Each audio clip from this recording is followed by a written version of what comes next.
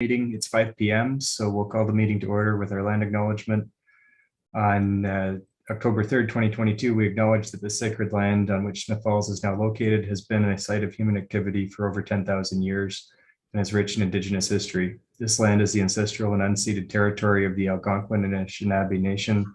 We're grateful to the Algonquin ancestors who cared for the land and water in order that we might meet here today.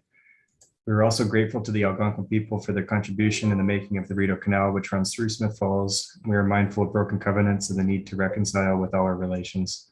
Together, may we care for this land and each other, drawing on the strength of our mutual history of nation building through peace and friendship, being mindful of generations to come.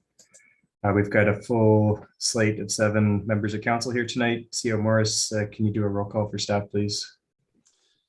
Yes, thank you, Mr. Chair. We have with us this evening Director McMunn, Director Costello, Deputy Clerk Nadine Bennett, and our Senior Planner Carl Grenke. Great, thank you, CEO Morris. First is amendments to the agenda. We'll start with Councillor McKenna tonight. Thank you, Mr. Chair. If the committee agrees, I would like to add a priority item 8.4. I followed up on the municipal drug strategy discussion that we had last week. And I just have a brief update if council would permit. Thanks, Councillor McKenna. I'm seeing nodding heads, so we'll add that as 8.4. Are there any other amendments before we move on? Seeing none, we'll go to disclosure of monetary interest. Not seeing any tonight. We don't have any adoption of minutes, but we have some CAO director's reports. So CAO Morris, who's up first? We have 2 this evening, starting with Director Paul McMunn. Great, Director McMunn. If you're with us, there we go. Yep, yeah, I am, Mr. Chair. Just waiting for my video to cooperate here. Nice. Yeah, so just got a quick report this afternoon or this evening with respect to some parking provisions that we put on that, or sorry, that we recently initiated up on Thurber Street between McGill and Mary. Mary Street, sorry, adjacent to Duncan J. School or Public School. The clerk's office through our Deputy Clerk Nadine Bennett has been in conversations with the principal as of late up at the school, just due to congestion in the area, some of it attributed to traffic coming off the 45 Elmsley Street development, the Lapine site, and just general traffic congestion up in that area on Thurber.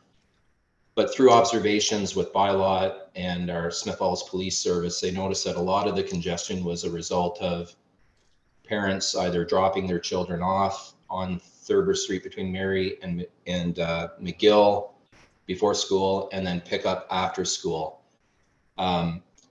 So Nadine has corresponded with the principal at the school, and we feel that the best way to remedy it, or at least kind of pilot to see how this is going to work to try to address some of the congestion and general public safety for children up in that area, is to impose no parking on the north side of Thurber Street between Mary and McGill. So based on council's decision to delegate authority to staff to impose parking restrictions on temporary basis throughout town, a week or so ago, we installed some no parking signs on the north side. And we've gotten a little bit of feedback from the community, so that's why I'm bringing this as the director's report this evening. Something to note is currently they do say no parking for the simple fact that we don't have proper signs in our inventory to post it as no stopping, which we think is a better option than no parking. So the no stopping will be from, just bear with me here a second, 8 a.m. to 9 a.m. and 3 p.m. to 4 p.m. to address the drop-off times and pickup times for parents picking up their kids.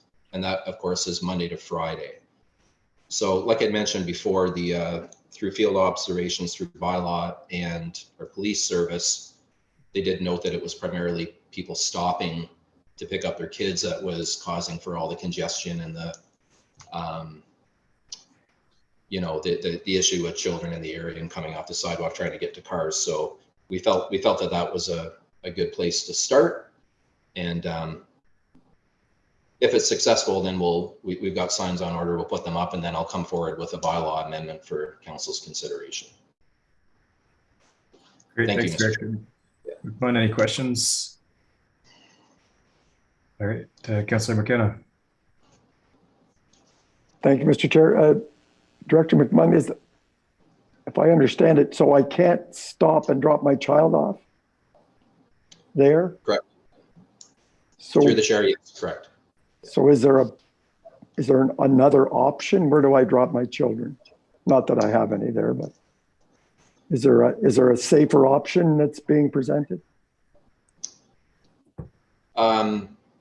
Yeah, so it would be no stopping primarily on that north side.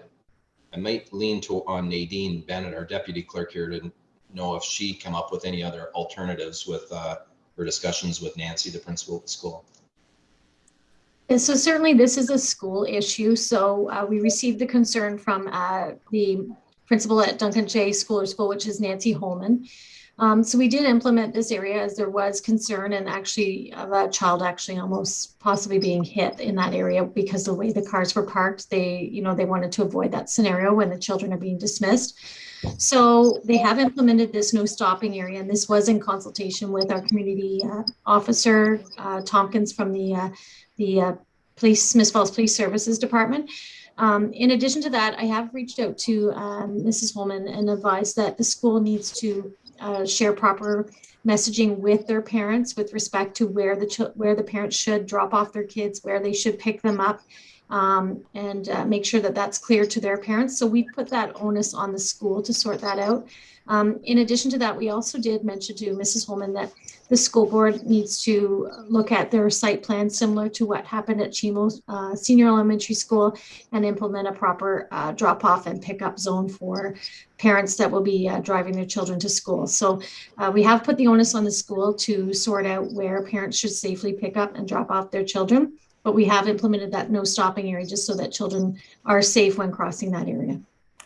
Thank you. Councillor Brennan.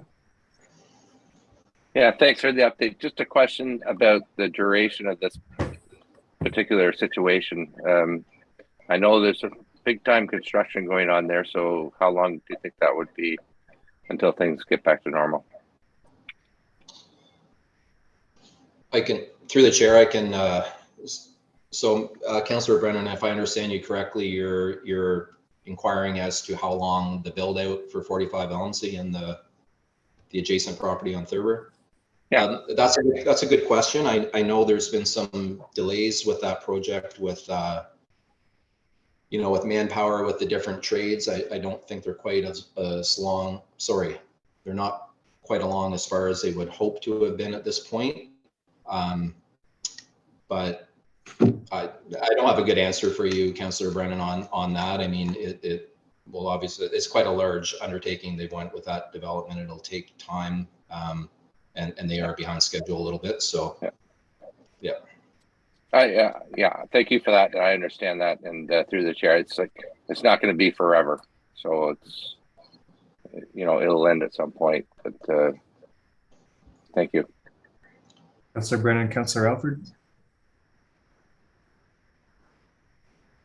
Because if I understood Director McMunn properly, that the problem is not necessarily, I'm sure it contributes to the congestion over there, but that's not, the problem is not the people constructing it, it's parents, the way parents are dropping off and picking up their kids at that location. So I am supportive of staff's recommendation, staff's actions to go ahead and implement the no stopping zone. But I also feel quite strongly too that Deputy Clerk Bennett has outlined that this is the school's responsibility to find out the proper and safe place where kids can be dropped off and picked up. So I'm fine with the actions you've taken. Thanks, Councillor Alford. Any other comment, or Director McMahon? Yeah, one thing Mr. Chair, that I think I failed to mention was this would be from September till June. So just during the summer months, or sorry, the school months, and in the summer it would be, there wouldn't be the parking restriction. Okay, I'm not seeing any other hands up. So with that, thank you, Director McMahon, and CEO Morris for your report. Thank you, Mr. Chair. I just want to take a moment and publicly acknowledge the retirement of one of our fixtures here at Town Hall and in our fire services. Mr. Lieutenant, actually, Randy Normandin has decided to hang up his helmet. This comes after a 42-year career in the fire service. He started as a volunteer in what is now Elizabethtown Kitley Township, cut his teeth there, and 4 years later joined the Smiths Falls Fire Service, where he spent the last 38 years in various roles and progressed to the position of Lieutenant of Fire Prevention. So a very critical role within the fire service. So those that know Randy know he's exceptionally affable fellow, confidence inspiring, exceptionally good at what he does, and incredible career commitment to the fire service. So Randy's going to be missed in a very large way. We had a little send off for him last Friday, and now he's enjoying retirement and not being stuck to a pager anymore. So we wish him all the very best in his retirement, and thank him for 38 years of dedicated service. It's quite a remarkable career. Thank you, Mr. Chair. Thanks, CEO Morris. Great turnout on Friday for Randy. So with that, if there's no more reports, we'll move to 8.1, 2022 pre-budget approval for the bylaw enforcement animal control vehicle with Deputy Clerk Bennett. Good evening. Tonight, I'm here to seek council support to authorize 2023 pre-budget approval in the amount of $20,000 for the lease of a vehicle for bylaw enforcement and animal control. As you're aware, in 2021, bylaw enforcement and animal control services were assumed internally by the municipality. To date, staff have been able to share a vehicle with our engineering staff to attend property standards calls, enforcement of the parking bylaw outside of the downtown core, and to transport animals to and from the shelter. I should note that our officers transport stray cats to the local shelter of Laws, Lanark Animal Welfare Society, which is just outside of Smiths Falls, and dogs are transported to the SPCA in Brockville. So to date, they've been using the engineering vehicle, as I noted, and it's a regular cab truck, and it doesn't really provide ample space or the adequate space for the large cages. And so on a few occasions, our officers have had to use their own personal vehicles to transport the animals as a proper vehicle was not available. So what we have done is through the Master Equity Lease program with Enterprise Fleet Management, that's an agreement that Council entered into earlier this year. We reached out to Enterprise to seek a quote for a smaller SUV or a smaller van that would accommodate the needs of bylaw enforcement and animal control. And they returned a quote to us for this small SUV that would house the proper cages and equipment that bylaw officers will require. We did, this new vehicle would be under a lease program. So there would be a proper coverage for warranty, but regular maintenance would be additional and included in the annual budget.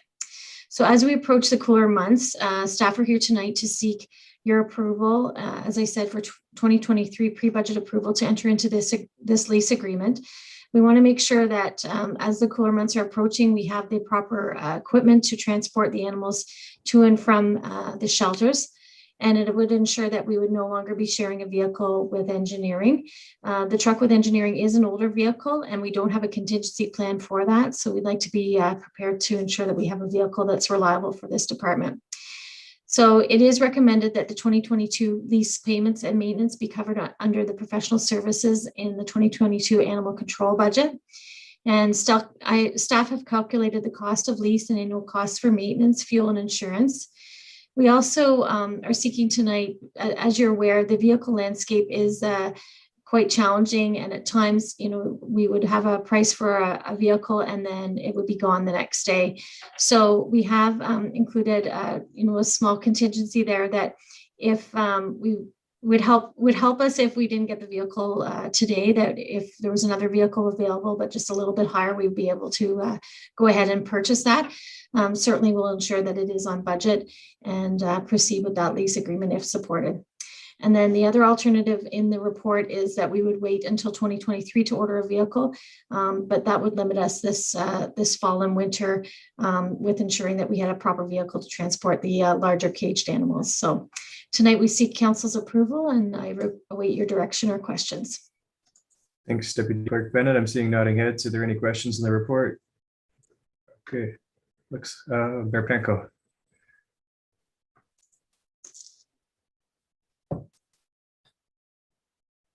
Right, I had to find the mute. I obviously recognize the need for a vehicle in this situation, but considering our commitment to Partners for Climate Protection and the eventual goal of moving our entire fleet to electrifying our entire fleet, reducing our carbon emissions, carbon footprint, has there been any consideration given to either a hybrid vehicle or a fully electric vehicle, understanding that the range required for this vehicle would generally be quite limited? Yes, we certainly did. We looked into some grants as well to see if there was an option there. And, you know, we are looking, you know, forward for even enforcement of parking for an e-bike in the future or something like that. But at this point in time, the availability is quite limited. So this is unfortunately what we have right now. It is a 4-year lease. So certainly, you know, we will keep an eye on any upcoming opportunities to find a electric vehicle. However, at this point in time, just with the vehicle landscape the way it is, there wasn't a lot of opportunity for that. Okay, I'm sure the next one will be. Yeah. Thank you.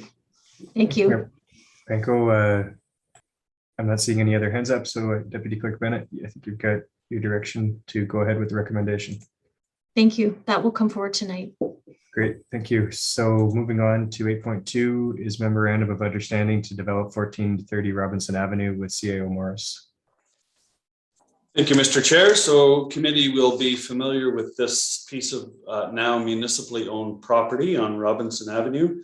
Back in March of this year, council declared the property surplus, and at that point set about to find a suitable use for the property. CareBridge had approached us and we had initial conversations. In July of this year, committee provided staff with direction to negotiate a memorandum of understanding. We've subsequently done that. We have at the staff level agreement on the terms of the MOU. And in the report before you, there are a few highlights that I just want to breeze through quickly.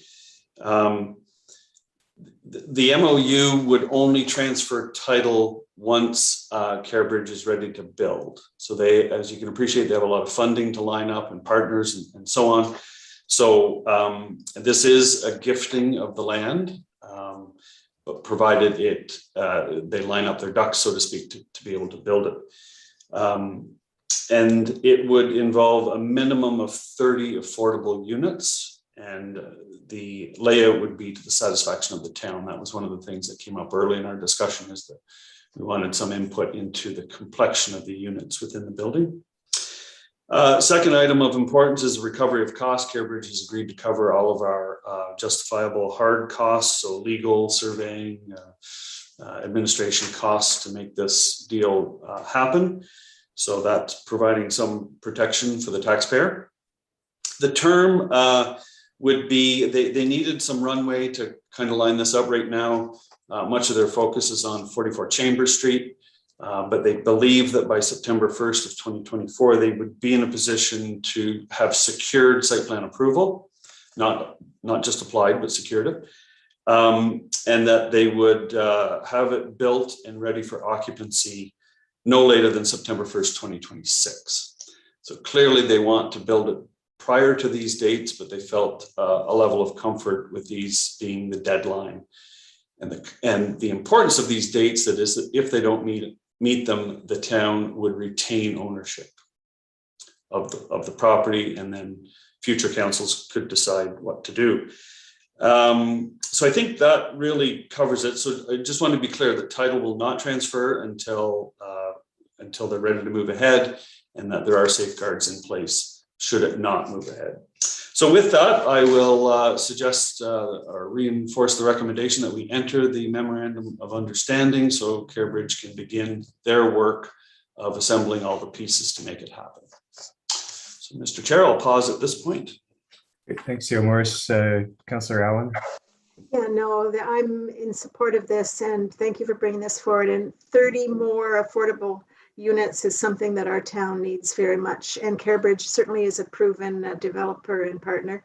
So looking forward to seeing that as soon as we can get it. Thanks for that.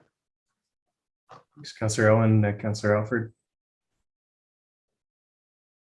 Yeah, thanks, Mr. Chair. And well, Malcolm outlines some of the report that was created. I encourage people to read it all. This has actually been going on since we took office in that 2018.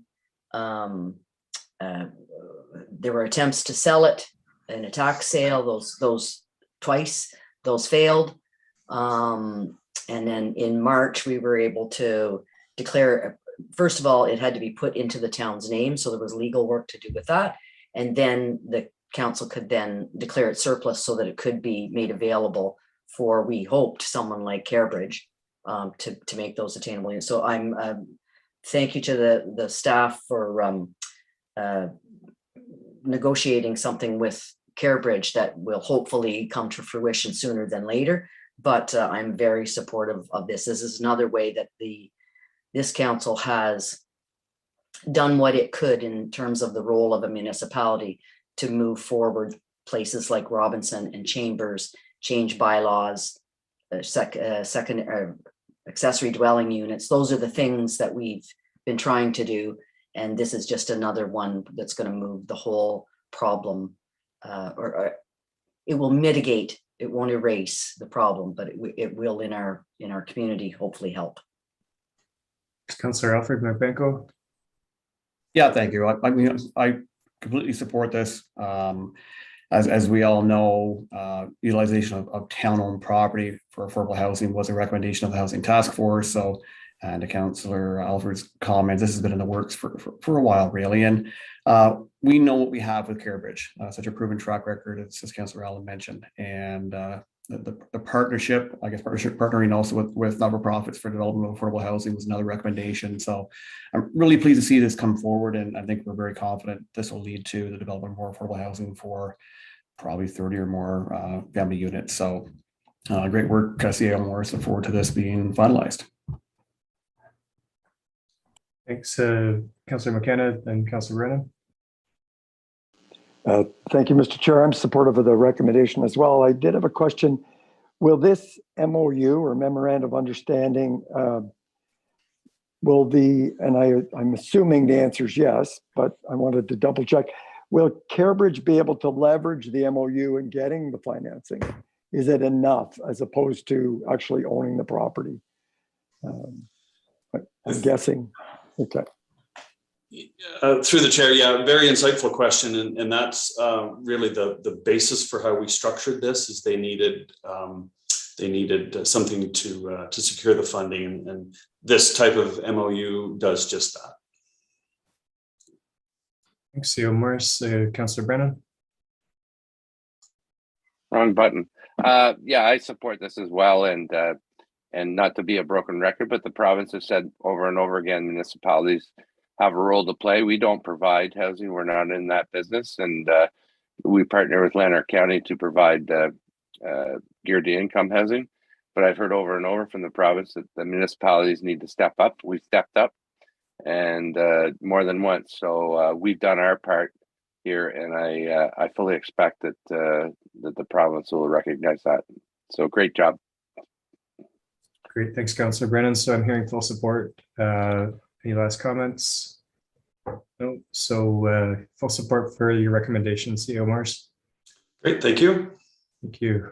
So 8.3 is lifting of part lot control with Senior Planner Grenke.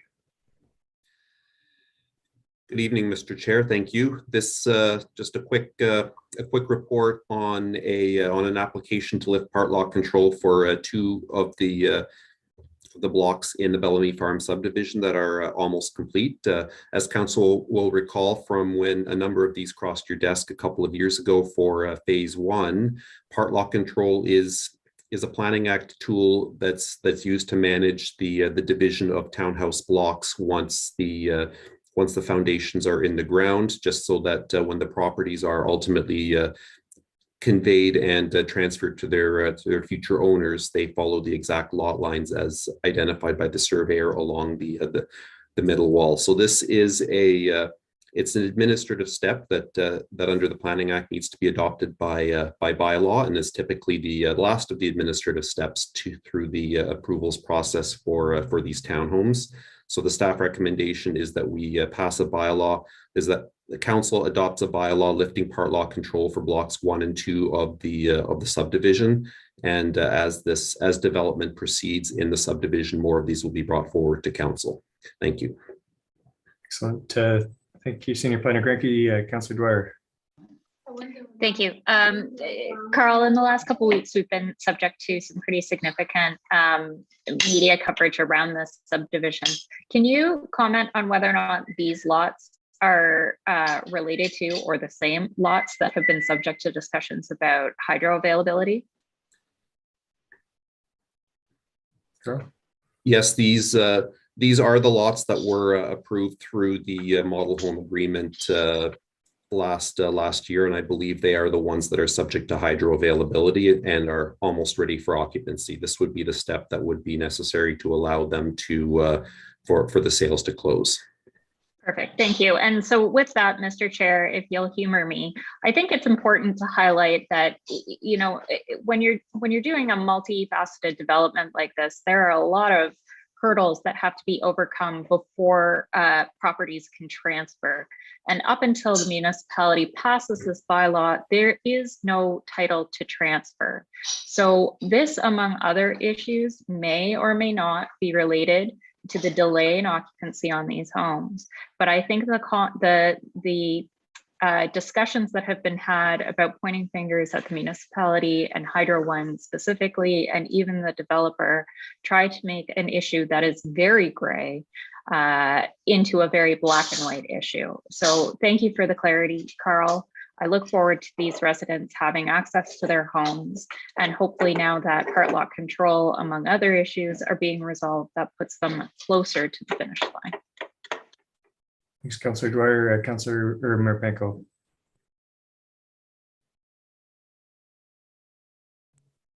Getting that mute. Yeah, I just want to commend staff because there has been numerous issues surrounding the occupancy of these properties, and I can say with complete confidence, I know our staff pulled out all possible stops between our planning department, building department, public works department, CRMORs, to get everything to the point where we can ensure that occupancy can happen as quickly as possible. And my understanding is hydro should be in this week. So I just want to commend everyone involved for what I believe was a pretty monumental task. Understanding, of course, that there are people out there waiting for homes in a rising interest rate environment. And I'm just proud that everyone did their part. Thank you. Councillor Marpenko, any other questions, comments? Councillor Alford. Yeah, I want to make sure I'm clear. In December 2021, the developer requested and received approval to build model homes in advance of the subdivision approval, which was an exception to standard operating procedure. If I understand correctly, also, those units were sold in advance of receiving approval and registration. Is that correct? Thank you. So I just want. Sorry, Carl, go ahead. Well, conditionally, the sale cannot be completed until the legal description through this process is completed. But I believe CAO Morris had his hand up as well. Morris. I believe Carl covered it. He covered my answer. I think you've answered my questions. Thanks, Carl. Great, thanks, Councillor Alford. I'm seeing nodding heads and full support for this, so great to see it come forward, and thank you very much to everybody involved. That brings us to 8.4 with Councillor McKenna. Thank you, Mr. Chair. Council was reviewed last week, a number of committees and work groups And one of them was the Municipal Drug Strategy Group, who've been plodding along for a couple of years now. So I reached out to the health unit, and they think the timing is excellent for us to be looking at the municipal drug strategy. They feel that there's an opportunity through, if you'll remember, Planet Youth came to us about a year ago, I think, and presented. They've surveyed probably thousands of grade 10 students in Lanark County and Smith Falls regarding some of their behaviors. And those reports are now available. And they're hoping that municipal drug strategies across Lanark County and Smith Falls would be willing to take a look at that data with them and with our public health nurse liaison, Joanne Desmarais. So they're ready to sit down in November, December with the municipal drug strategy and kind of revitalize it around the Planet Youth model. And if you remember, it's not a program, it's more of a new approach to identify and establishing long-term community-driven solutions to substance use and other related matters. So the timing for this, I would suggest, is we leave it in place that the next council and that group with public health sit down and you looking at the Planet Youth model that came out of Iceland, and hopefully a new and revitalized approach to substance use in our community with a greater emphasis on prevention would come forward. So that's the update. So if council's willing to hold on until the next council, and I know Lorraine and I'd be happy to give it a boost if we're not around the horseshoe. Thank you. Thanks, Councillor McKenna. Make sure that's documented of his commitment to sign up for this. Councillor Allen, I saw your hand. No, I just want to approve of what was just been shared. We've started working with Planet Youth for quite a while. I've sat as the council rep for, I think, over 6 years. We've been working on drug strategy analysis, and we had big workshops and lots of really good in-service provided by the health units. So this is a good news story. It's, as Councillor McKenna said, prevention is what we really want to focus on for especially our youth. And so their involvement, Planet Youth's involvement, will really help this. So I look forward to seeing whoever the council rep becomes in the next term of office. I wish them well. Hope that continues. Councillor Allen, any other questions, comments?